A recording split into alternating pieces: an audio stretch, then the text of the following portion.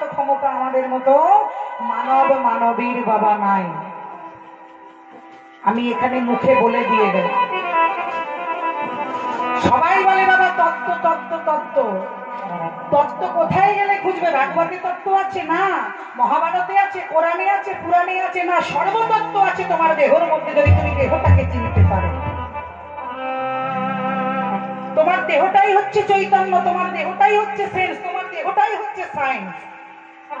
ডাক্তাররা জানিয়ে চিকিৎসা করে, কি নিয়ে চিকিৎসা করে? মানবের দেহ নিয়েই তো চিকিৎসা করে, কি করে না? তাহলে জানাই ব্রহ্মাণ্ডে তা আছে তোমার দেহ ভাণ্ডে। যদি এটাকে কেউ ভালো করে বাবা নাড়াঘাটা করতে পারে, তাহলে তোমাকে কোনো ভাগবত কোরআন পুরাণ পড়তে হবে না। কারণ ভগবান জিজ্ঞাসা করছে, আগে মন মানুষ ঘর, টাকা আপন মানুষ।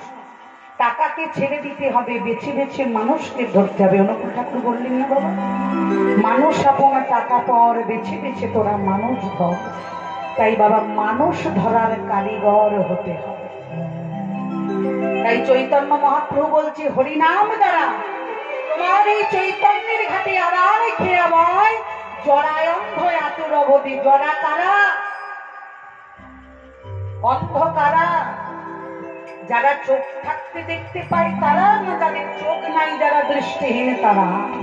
আমার চৈতন্য মহাপ্রভু বললেন, যারা চোখ থাকতে দেখে তারা অন্ধ।